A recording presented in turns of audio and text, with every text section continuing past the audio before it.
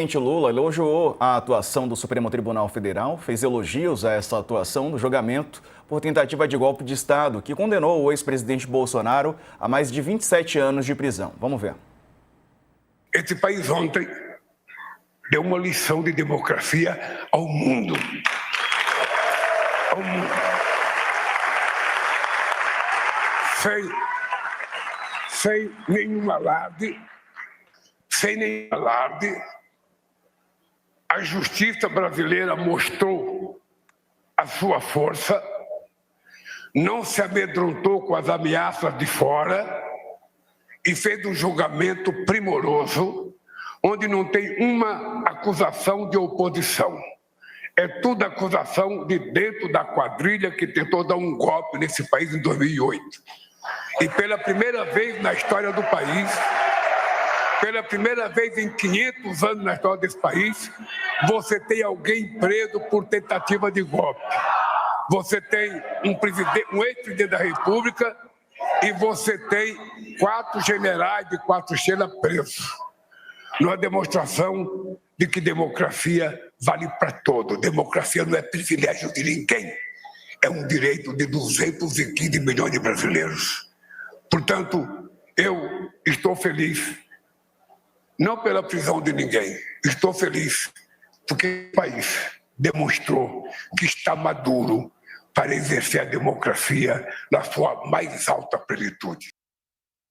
Bom, a gente está aqui recebendo informações. Só para arrematar, Sakamoto, quero te ouvir sobre isso. O presidente Lula falar sobre esse assunto no evento do imposto de renda, né? Que a gente vai falar daqui a pouquinho sobre isso.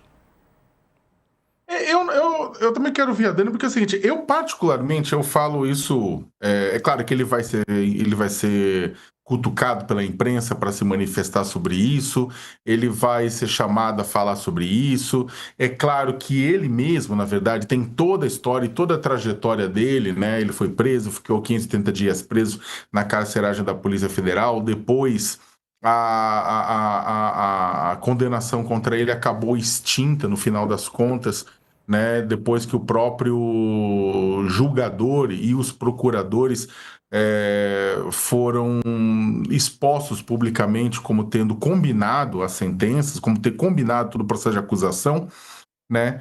Eu entendo todo o processo, isso na cabeça do presidente, só que eu particularmente acho que neste caso o melhor que ele teria a fazer neste momento era falar, se perguntado, falar, não vamos comentar, é uma questão Bolsonaro e os policiais e os militares são um caso de polícia, não é um caso de política mais, é um caso de polícia, é um caso de justiça, é lá eles que cumpram a pena e ponto, né?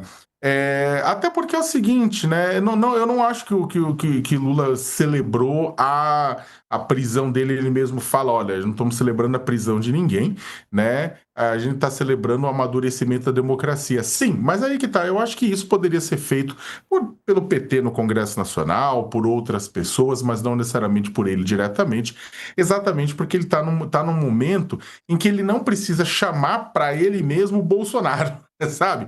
A questão é que o Bolsonaro agora, ele vai ter problemas, a direita vai ter outras questões para a questão da sucessão dele. Bolsonaro vai perder ao longo do tempo e de forma consistente a sua influência por conta da prisão, não tenho dúvida nenhuma, né?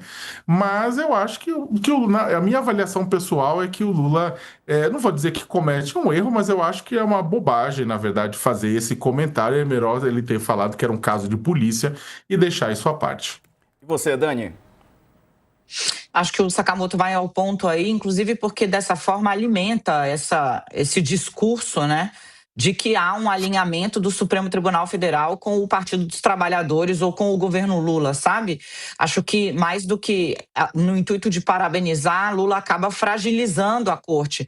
Por quê? Porque tira dela o que ela precisa ter de mais caro, a imparcialidade. Né? Ao dizer que está feliz e que a justiça deu um exemplo, entendemos o que o Lula está querendo fazer, porque sim, uma tentativa de golpe foi punida.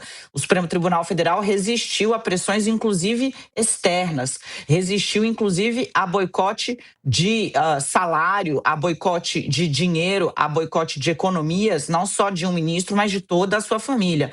Então, o Supremo Tribunal Federal cumpriu seu papel com muita diligência, eu diria. Agora, o presidente da República fazer o que faz, conhecendo o contexto de exploração política ou de uma politização do Supremo Tribunal Federal, acaba colocando mais lenha numa fogueira que, na verdade, não auxilia e vem queimando as togas do STF há bastante tempo, né? Luiz Inácio Lula da Silva acaba expondo integrantes do Supremo Tribunal Federal em vez de blindá-los, né?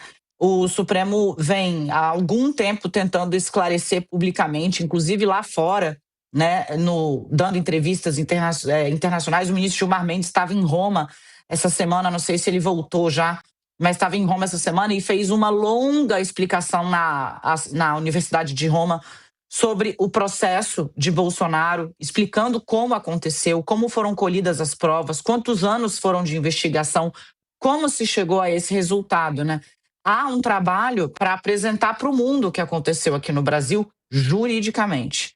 Politicamente, não é o caso, porque o Supremo não é uma corte política, ou, na melhor das hipóteses, não deveria ser nem efetiva, nem tratado como tal, nem efetivamente, nem tratado como tal, como uma corte política. Então, o presidente atrapalha, não ajuda o esforço de comunicação que o Supremo tem feito para explicar, para desenhar a quem ainda não conseguiu entender como é que se chegou nesse resultado, que sim, é um marco na história do Brasil, sem sombra de dúvidas.